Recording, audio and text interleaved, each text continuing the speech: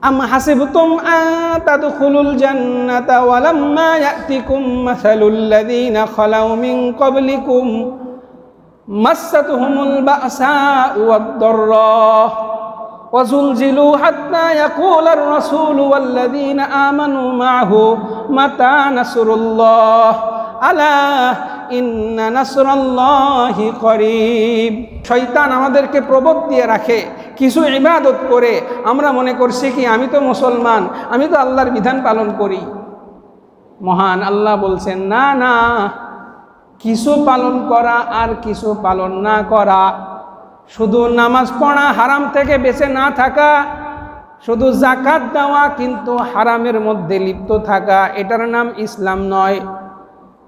মহান আল্লাহ তাআলা বনি ইসরাইলের বর্ণনা দিয়ে গিয়ে কোরআনের মধ্যে বলছেন আফাতুমিনুনা বিবাদিল কিতাবি ওয়া তাকফুরুনা বিবাদ, তোমরা কি কিতাবের কিছু অংশের প্রতি ঈমান আনছো আর কিছু বিষয়কে তোমরা অস্বীকার করছো। নিজের জীবনের দিকে তাকায় দেখেন, টোটাল জীবন আমার রাসূলুল্লাহ সাল্লাল্লাহু আলাইহি ওয়াসাল্লাম আমাদের মডেল, সাহাবায়ে কেরাম তারা কিভাবে যাপন করেছেন।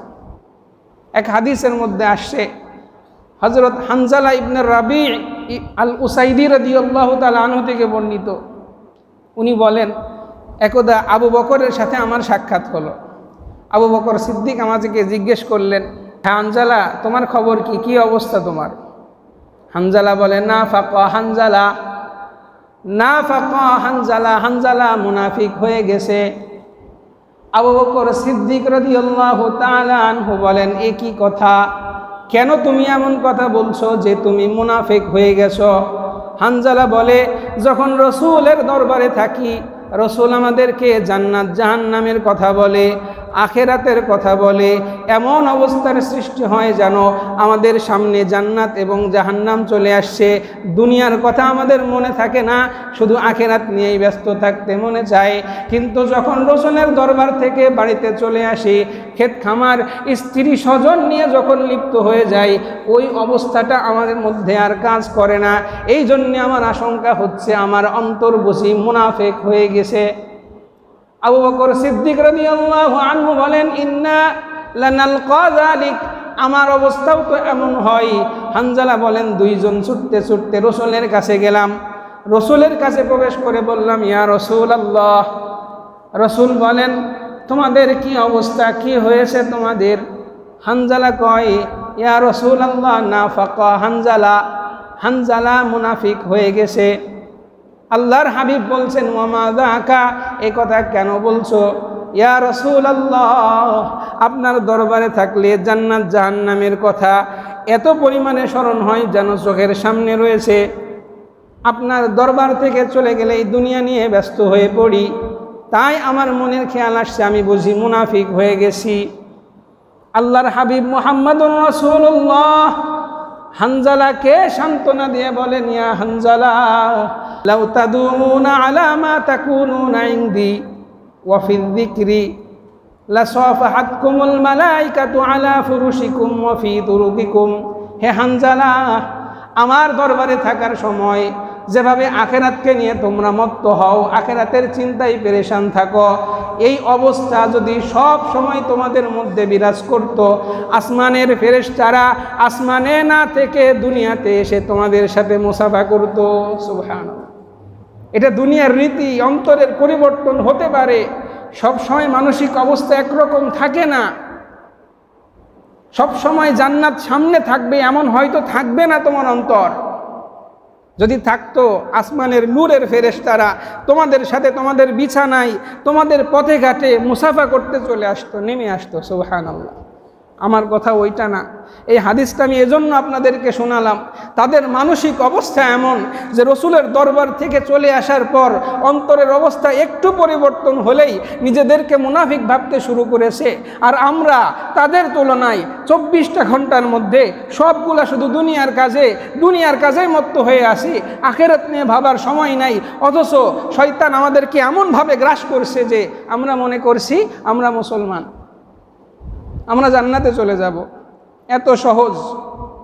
ঠিক এর কয়েক আয়াত পরে আল্লাহ বলছেন زين للذين كفروا الحياة الدنيا ويسخرون من الذين آمنوا والذين اتقوا فوقهم يوم القيامة والله يرزق من يشاء بغير حساب زين للذين كفروا الحياة الدنيا কাফেরদের কাছে দুনিয়াকে মোহনীয় করে উপস্থাপন করা হয়েছে। দুনিয়ার সফলতাকে তারা চূড়ান্ত সফলতা মনে করে, দুনিয়ার ক্যারিয়ারকে তারা চূড়ান্ত ক্যারিয়ার মনে করে, দুনিয়ার সাজসজ্জাকে প্রকৃত সাজসজ্জা মনে করে, আখেরাত নিয়ে ফিকির করে না। বরং তাদের অবস্থা এমন, ওয়ায়াসখারুনা মিনাল্লাযীনা আমানু, যারা আখেরাতের কাজ করে, আল্লাহর কথা বলে, আখেরাতের কথা বলে, তাদেরকে নিয়ে তারা উপহাস করে, হাসি ঠাট্টা করে। এরা দুনিয়া বোঝে না। কি বলে উপহাস করে? অনেক মানুষ আছেন আমাদের সমাজে, আলেম ওলামা দিনদার ব্যক্তিদেরকে দেখলে নাক সিটকায়। মহান আল্লাহ তাআলা তাদের জবাব দিয়ে বলছেন, ওয়াল্লাযীনা তাকাউ ফাওকাহুম ইয়াওমাল কিয়ামাহ। শুনে রাখো, ওয়াল্লাযীনা তাকাউ, যারা আল্লাহকে ভয় করে, দুনিয়া বাদ দিয়ে আখিরাতকে নিয়ে যারা ফিকির করবে, আল্লাহ যেভাবে বলেছেন দুনিয়া সেভাবে কাটাবে, দুনিয়াকে একটা মুসাফির খানা জ্ঞান করবে। কিয়ামতের দিন আমি আল্লাহ বললাম, ওয়াল্লাযীনা তাকাউ ফাওকাহুম ইয়াওমাল কিয়ামাহ, কিয়ামতের দিন তারা অনেক উঁচু আসনে থাকবে। ওয়াল্লাহু ইয়ারযুকু মান ইয়াশাউ বিগাইরি হিসাব।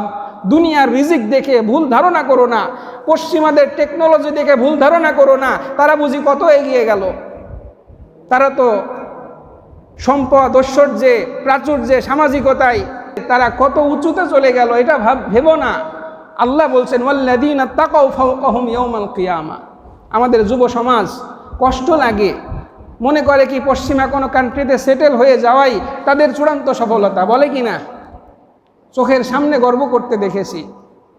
সফলতা কি জিনিস তারা বোঝে না। আল্লাহ আয়াতের মধ্যে বলছেন, ওয়াল্লাযীনা তাকাউ ফাওকাহুম, যাদেরকে দরিদ্র জ্ঞান করো, দুনিয়া বোঝে না জ্ঞান করো, দুনিয়ার সাজসজ্জা বোঝে না, আল্লাহকে নিয়ে আল্লাহর জিকিরে মত্ত থাকে, তাদেরকে তোমরা আনকালচার্ড জ্ঞান করো, মধ্যযুগের খ্যাত বলে জ্ঞান করো। আল্লাহ বলছেন, আমি আল্লাহ বলছি, কিয়ামতের দিন তারা উপরে থাকবে। আর দুনিয়ার বুকে মনে করছো যাদের একটু বেশি রিজিক দিছে, বেশি দুনিয়া দিছে, তাদেরকে মনে করছো প্রাচুর্যশালী। না, আল্লাহ দুনিয়াতে এটা টোপ স্বরূপ দিয়ে রাখছে। কি স্বরূপ? সানাস্তাদরিজুহুম মিন হাইসু লা ইয়ালামুন। আমি তাদেরকে দুনিয়াতে ঢিল দেই। যেভাবে বড়শিতে মাছ ধরার সময় মাছওয়ালা যেমন বড়শিতে একবারে টান দিয়ে তুলে ফেলে না, আস্তে আস্তে ঢিল দেয়, দুনিয়ার মধ্যেও যারা আল্লাহর নাফরমানি করে তাদেরকে একবারে তুলে নেয় না, আস্তে আস্তে ঢিল দেয়। সে মনে করতে থাকে আমি তো ভালোই মুসলমান, আমার তো কোনো বিপদ আপদ নাই, কোনো সমস্যা নাই। আল্লাহ বলছেন, সানাস্তাদরিজুহুম মিন হাইসু লা ইয়ালামুন ওয়া উমলি লাহুম। দুনিয়াতে ধরবো না, যেভাবে ইচ্ছা চলো, সুদ খাও, ঘুষ খাও, নাফরমানি করো, নামাজ ত্যাগ করো, কোনো সমস্যা নাই। ওয়া উমলি লাহুম, তাদেরকে আমি অবকাশ দেই। ইন্না কাইদি মাতিন, কিন্তু আমার ধরাটা বড় শক্ত। যেদিন আজরাইল দুয়ারে উপস্থিত হবে সেই দিন বুঝবা দুনিয়াতে কি করার ছিল আর কি করে আসছো। আল্লাহ আমাদেরকে হেফাজত করুন। আমরা শয়তানের ট্র্যাপে পড়ে গেছি, দুনিয়া নিয়ে মত্ত আছি, অথচ নিজেদেরকে দিনদার মনে করছি। আরে দিনদার কাকে বলে? একটু আগে গিয়ে আল্লাহ সুবহানাহু ওয়া তাআলা বলছেন, আম হাসিবতুম আন তাদখুলুল জান্নাহ, আম হাসিবতুম আন তাদখুলুল জান্নাতা ওয়া লাম্মা ইয়াতিকুম মাসালুল লাযীনা খালাউ মিন ক্বাবলিকুম মাসাতুহুমুল বাসাউ ওয়াদ-দাররা ওয়া যুলজিলু হাত্তা ইয়াকুলার রাসূলু ওয়াল্লাযীনা আমানু মা'হু মাতা নাসরুল্লাহ আলা ইন্না নাসরাল্লাহি করিব। নিজেদের ঈমান আর তাদের ঈমানের সাথে একটু ক্যালকুলেশন করে নেন। এই আয়াতটা নাজিল হয়েছে কখন জানেন? হাদিসটা শোনাই।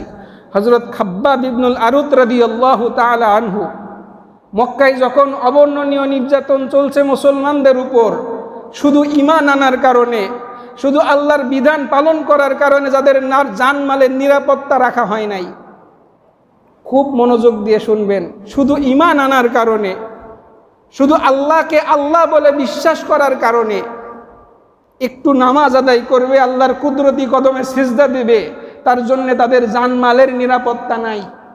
তাদেরকে নিজ বাসভূমি থেকে উচ্ছেদ করা হয়েছে। আল্লাহর পেয়ারা নবী মুহাম্মদুর রাসূলুল্লাহ একবার না দুইবার সাহাবায়ে কেরামকে হাবাসায় পাঠিয়েছে।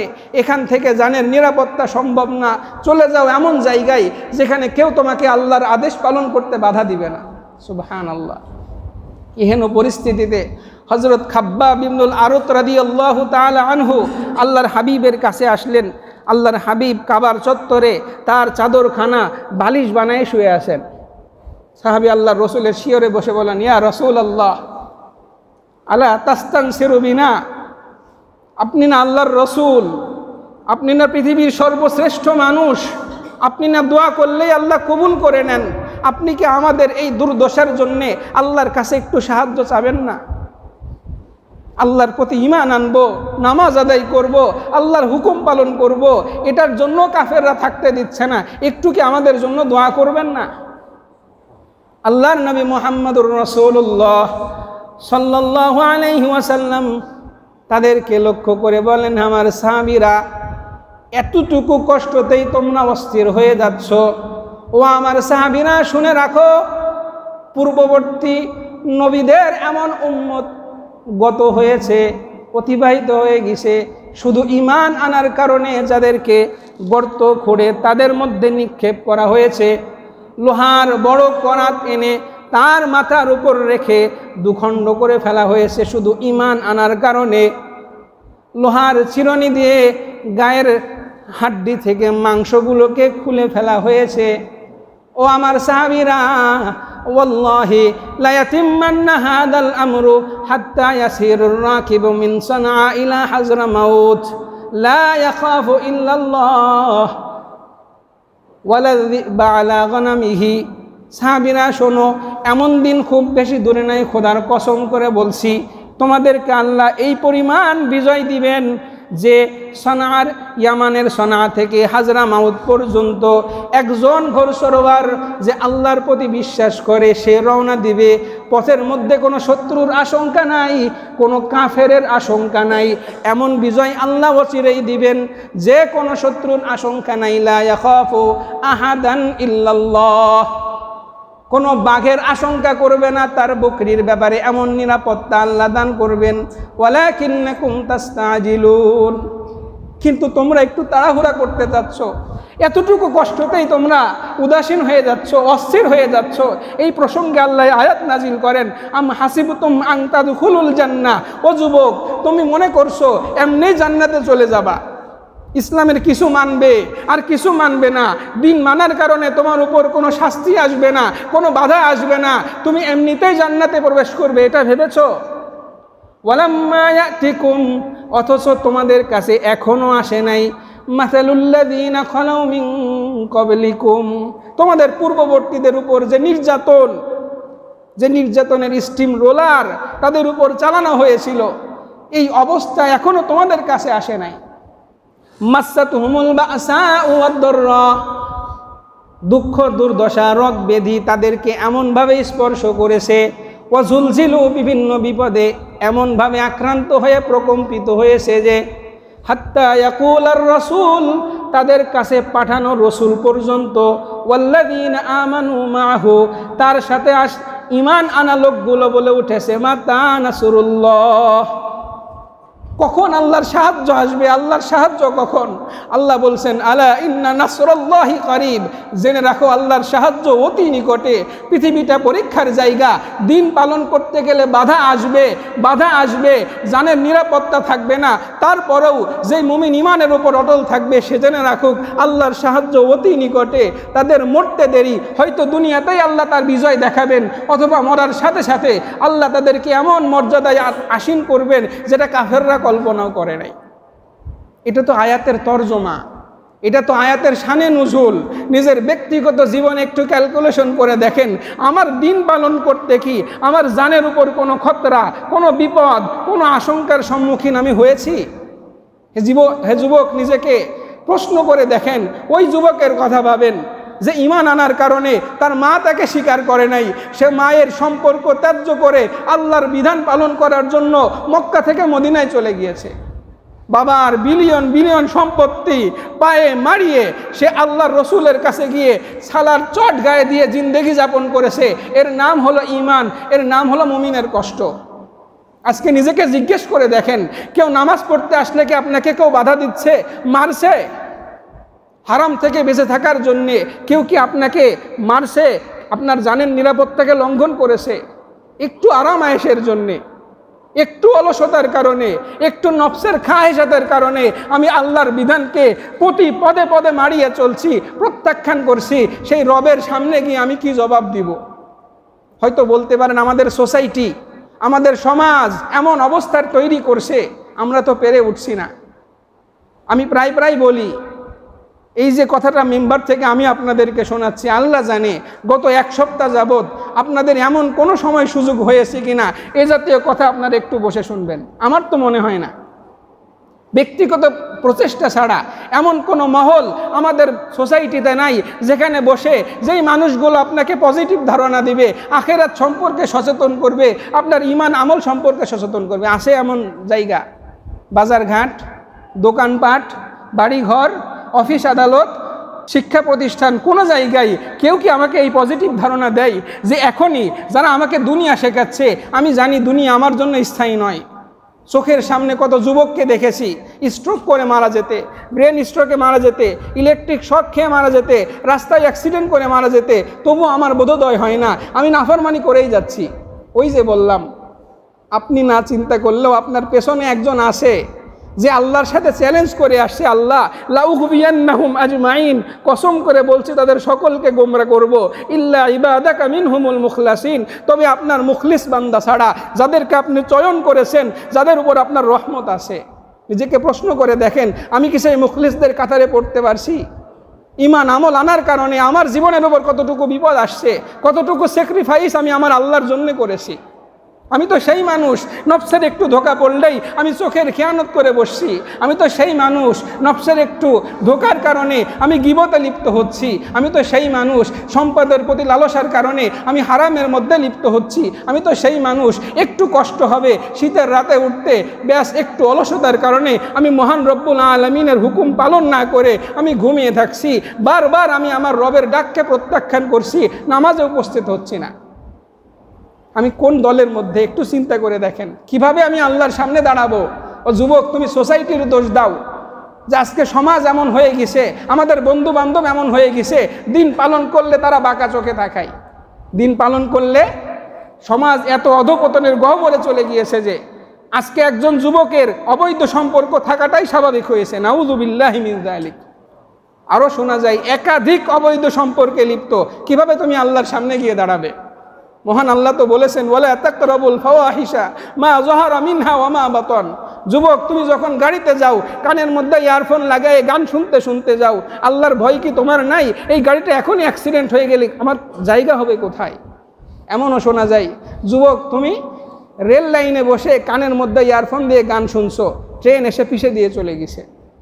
কি আমাদের দিনকে এই ইয়ারফোন সহ আল্লাহ তোমাকে তুলতে পারেন না? আল্লাহর সামনে গিয়ে কি দাঁড়াবা? আগের উম্মতের কি স্যাক্রিফাইস, আর আমি আমার ইমানের জন্য কতটুকু ত্যাগ করেছি বলবা? সোসাইটি আমার বিপরীত। আল্লাহ এই জবাব কোরআনে দিয়েছেন। কোন সূরার মধ্যে? সূরার নাম বলে দেই, সূরাতুল কাহফি। সূরার নাম কি? মহান আল্লাহ তাআলা বলছেন, আম হাসিবতা আন্না আসহাবাল কাহফি ওয়ার রাকিম কানু মিন আয়াতিনা আজাবা। হে মুহাম্মদ, আপনি কি মনে করেছেন গুহাবাসীরা তাদের ঘটনাই সব থেকে আশ্চর্যজনক? কানু মিন আয়াতিনা আজাবা, তারাই বুঝি সব থেকে আশ্চর্য ছিল? না না, তাদের ঘটনা কি? ইয আওয়াল ফিতিয়াতু ইলাল কাহফি ফাকালু রাব্বানা আতিনা মিন লাদুনকা রাহমাহ ওয়া হাইয়্যি লানা মিন আমরিনা রাশাদা। হে যুবক, কত গুনাহের মধ্যে লিপ্ত আছো।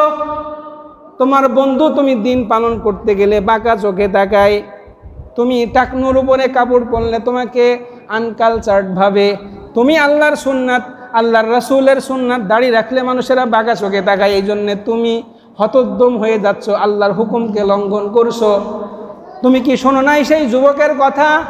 ইয আওয়াল ফিতিয়াতু ইলাল কাহফি, যখন সেই যুবকেরা গুহার মধ্যে আশ্রয় নিয়েছিল, ফাকালু, তারা বলেছিল রব্বানা আতিনা মিন লাদুনকা রাহমা, ও আল্লাহ আমাদের সমাজের মানুষেরা আমাদের ঈমান আনাকে বরদাস্ত করে না। আল্লাহ গো হাইয়ে ইলানা আতিনা মিন লাদুনকা রাহমা, আপনার পক্ষ থেকে আমাদেরকে রহমত দান করেন। ওয়াহাইয়ে ইলানা মিন আমরিনা রশাদা, আমাদের এই বিষয়কে ঠিক করে দেন। আল্লাহ আমাদের কোনো শক্তি নাই। বাচ্চা তাদেরকে ডাকছিল। বলা হয় হযরত ঈসা আলাইহিস সালামের পরবর্তী সময়ে এক মূর্তি পূজক পৌত্তলিক বাদশাহ তার কওমের লোকদেরকে এই দাবি মানতে বাধ্য করেছিল, কাফের হতে বাধ্য করেছিল। ওই জামানার 7 যুবক, তাদের আকল, তাদের চিন্তা এটাকে মানতে বাধ্য করেছে এই বিশ্বজাহান আমাদের রব সৃষ্টি করেছেন, সুতরাং কেন আমরা হাতে গড়া মূর্তির উপাসনা করব, আমরা তাদের ইবাদত করতে পারবো না। বাদশা টের পেয়ে তাদেরকে বললেন, তোমরা যেহেতু রাজদরবারের সম্মানিত মানুষ, তোমাদেরকে সুযোগ দিলাম, তোমাদের ব্যাপারে চিন্তা করে দেখবা, যদি তোমরা এই ধর্ম এই মতবাদ থেকে যদি ফিরে না আসো, তোমাদেরকে আমি হত্যা করব। যুবকরা সবাই পরামর্শ করে সিদ্ধান্ত নিল, আমাদের কোনো ক্ষমতা নাই, তবে আমরা সেটাই করব। আমরা প্রয়োজনে আমাদের ঘর বাড়ি সব ছেড়ে দিব, চলো রওনা হয়ে যাই, তবুও আমরা আল্লাহর দিন থেকে বিচ্যুত হতে পারবো না। সুবহানাল্লাহ। আল্লাহর ঈমান রক্ষা করার জন্য তারা বাড়িঘর সব ছেড়ে 7 যুবক যখন ক্লান্ত হয়ে গুহার মধ্যে আশ্রয় নিয়েছে, সেই অবস্থার কথা কোরআনে আল্লাহ বলছেন। তারা ব্যাকুল চিত্তে আল্লাহর কাছে দোয়া করল, আল্লাহ আমরা তো অক্ষম, আমাদের সোসাইটি আমাদের ঈমানকে বরদাস্ত করে না। আল্লাহ আমাদের সামর্থ্য ছিল, আমরা এতটুকু করছি, আমরা আমাদের সমাজকে পরিত্যাগ করে আমরা বের হয়ে চলে আসছি, এখন আল্লাহ আপনি আমাদেরকে পথ দেখান। إذ أوى الفتية إلى الكهف فقالوا ربنا آتنا من لدنك رحمة وهيئ لنا من أمرنا رشدا فضربنا على آذانهم في الكهف سنين عددا سبحان الله। আল্লাহ করলেন কি, আল্লাহ তাদের কানে একটা চাপড় দিলেন। তিনি কোরআনের ভাষা এটা, ফাদরাবনা আলা আযানিহিম, তাদের কাটে একটা চাপড় দিলাম, মানে কি তাদেরকে ঘুম পাড়ায় দিলাম। কত বছর? সুবহানাল্লাহ, 1 বছর নয়, 2 বছর নয়, 300 বছর পর্যন্ত আমি তাদেরকে ঘুমায় রাখলাম। তাদেরকে কিভাবে প্রোটেকশন দিয়েছি কোরআনে সেই বর্ণনাও আসছে। ওয়াতারাশ শামসা ইলা তালাআত তাজাওয়ারু আন কাহফিহিম যাতাল ইয়ামিন ওয়া ইযা গরাবাত তাকরিদুহুম যাতাশ শিমাল ওয়া হুম ফি ফাজওয়াতিন মিন যালিকা মিন আয়াতিল্লাহ। সূর্যটা যখন আসে আমি আল্লাহ রোদ তাদের গায়ে লাগতে দেই না, সূর্যটাকে একটু হেলায়ে দেই, তাদের পাশ দিয়ে চলে যায়, ডোবার সময় সাইড দিয়ে চলে যায়, তাদের গায়ে সূর্যের প্রখর তাপ লাগে না, আমি আল্লাহ তাদেরকে এই ব্যবস্থা করে দিয়েছি। সুবহানাল্লাহ। যুবক একটু খেয়াল করেন, আল্লাহর জন্যে যুবকরা ঈমান বাঁচানোর তাগিদে গুহায় গিয়ে আশ্রয় নিয়েছে। আল্লাহ তাদের 309 বছর পর্যন্ত তাদেরকে এই গুহার ভিতরে রেখে দিয়েছেন। সুবহানাল্লাহ। খাদ্য পানি ছাড়া আল্লাহর কারিশমা আল্লাহ তাআলা দেখিয়েছেন। বর্তমান যুগেও যদি যুবক তুমি সোসাইটিকে বৃদ্ধাঙ্গুলি প্রদর্শন করে, বন্ধু বান্ধবদের কটাক্ষকে যদি কটাক্ষ করে পাত্তা না দিয়ে তুমি আল্লাহর জন্য কবুল তৈরি হয়ে যাও, আল্লাহর কোরআনের জন্য তৈরি হয়ে যাও, নিজের জীবনকে আল্লাহর হুকুম মাফিক সাজাতে পারো, আল্লাহ তোমার জন্য যথেষ্ট হয়ে যাবেন। সুবহানাল্লাহ। আল্লাহর হাবিব মুহাম্মদুর রাসূলুল্লাহ বলেছেন, হুফফাতিল জান্নাতু বিল মাকারিহ ওয়া হুফফাতিন নারু বিশ-শাহাওয়াত। আল্লাহর হাবিব এটা বোঝাতে যাচ্ছেন, যুবক তোমার মন চাইবে আল্লাহর নাফরমানি করতে। যদি জাহান্নামের পথে যেতে চাও, মন চাই জিন্দেগি যাপন করো, মন চাই জিন্দেগি যাপন করো। মসজিদে আজান হচ্ছে, ওইদিকে যেতে মন চাচ্ছে না, যেও না।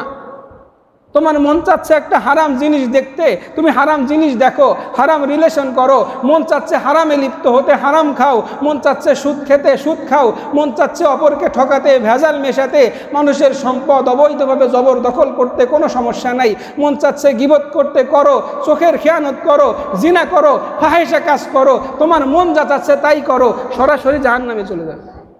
কারণ জাহান্নামকে সাজানোই হয়েছে মন চাই কাজ দ্বারা। যদি তুমি তোমার মন মতো চলো, এইটা মানবো না ওইটা মানবো, এইটা মানতে সহজ এইটা মানি, এইটা কঠিন এইটা মানবো না, তাহলে জেনে রাখো তুমি জাহান্নামের পথে আসো। আর যদি যুবক হুফফাতিল জান্নাতু বিল মাকারিহ, ফজরের আজান হচ্ছে, মন চাচ্ছে না কম্বলের নিচ থেকে বেরোয় মসজিদে যেতে, যুবক যদি তুমি কুরবানি করতে পারো, আল্লাহর বিধানের সামনে নত হতে পারো, বরফ শীতল পানি দিয়ে ওযু করে আল্লাহর সামনে গিয়ে বলো, ইহদিনাস সিরাতাল মুস্তাকিম সিরাতাল লাযীনা আন'আমতা আলাইহিম গায়রিল মাগদুবি আলাইহিম ওয়ালাদ-দাল্লিন। আল্লাহ তোমাকে হেদায়েত দান করবেন। তোমার মন চাচ্ছে ফেসবুক ইন্টারনেটে খারাপ জিনিস দেখতে, নফসকে কন্ট্রোল করো, নিয়ন্ত্রণ করো, হারাম থেকে বেঁচে থাকো। মন চাচ্ছে গীবত করতে, শিকায়েত করতে, নফসকে কন্ট্রোল করো। মন চাচ্ছে সুদের মধ্যে লিপ্ত হতে, হারাম খেতে, কেউ তো দেখছে না, নফসকে কন্ট্রোল করে রাখো। মন চাচ্ছে বড়দেরকে অসম্মান করতে, নফসকে কন্ট্রোল করো। যেখানেই দেখবেন গুনাহের কাজ, নফস সেদিকে কি হয়? ধাবিত হয়। রাত 2টা বাজে 3টা বাজে খেলা হবে, যুবক ঘুমায় না, মাঠে গিয়ে সবাই উপস্থিত। আজকে হলো মেসির খেলা, আজকে আর্জেন্টিনার খেলা, কোনো ঘুম চোখে নাই। কারণ কি? নফস সাপোর্ট দেয়, যাও কোনো সমস্যা নাই। রাতের পর রাত জেগে তুমি অবৈধ সম্পর্ক করো, হারাম জিনিস দেখো, তোমার কোনো সমস্যা হয় না। কিন্তু নামাজে দাঁড়িয়ে 1 মিনিট দাঁড়িয়ে থাকলেই তোমার নফস বলবে কষ্ট হয়ে যাচ্ছে, টাইম লস হচ্ছে। একটু আল্লাহর কাছে কান্নাকাটি করবা, তোমার নফস সাই দিবে না। এটাই হলো নফস। মন মতো চলা, মন মতো চলবা তো জাহান্নামের পথে চলবা। মনকে কন্ট্রোল করে, নিজের নফসকে নিয়ন্ত্রণ করে আল্লাহর হুকুমের সামনে সোপর্দ করবা তো তুমি জান্নাতের পথে চলবা। এটা নিশ্চিত। জান্নাতের পথে চলতে গেলে কষ্টের শিকার হওয়াই লাগবে। সাহাবায়ে কেরাম হয়েছেন, পূর্ববর্তী উম্মাহ হয়েছেন। আমিও যদি আমার মন মতো চলি, নফসকে কন্ট্রোল করে না চলি, আল্লাহর বিধানের সামনে নিজেকে সমর্পণ না করি, আমার সামাজিক জীবন, অর্থনৈতিক, আমার পারিবারিক, আমার নিঃসত্তা সব কিছুর ব্যাপারে যদি আমি কুরআনের সামনে স্যারেন্ডার না করি, আমি জাহান্নামের পথেই যাব। নিজেকে প্রশ্ন করে দেখেন যে ওয়েতে আমি আসি এটা সিরাতে মুস্তাকিম কিনা। আমাকে কিন্তু আল্লাহ দোয়া শিখাই দিয়েছেন, গায়রিল মাগদুবি আলাইহিম ওয়ালাদ-দাল্লিন। ওই ব্যক্তিদের পথ না যাদের উপর গজব নাজিল হয়েছে, যারা আল্লাহকে ভুলে গিয়েছে। টেকনোলজিতে যত উৎকর্ষতায় পৌঁছাক না কেন, তারা মাগজুব আলাইহিম, তারা আল্লাহর গজব প্রাপ্ত। আমি যেন তাদের মতাদর্শকে নিজের বুকের মধ্যে লালন না করি। আল্লাহ তাআলা আমাদের সবাইকে প্রকৃত মুসলমান, শুধু নামকা ওয়াস্তে মুসলমান না, কিছু মানি আর কিছু মানি না এই মুসলমান না, পুরোপুরি আল্লাহর হুকুমের সামনে নিজেকে সারেন্ডার করার, তার বশ্যতা স্বীকার করার তৌফিক দান করুন। ওয়া আখিরু দাওয়ানা আলহামদুলিল্লাহি রাব্বিল আলামিন।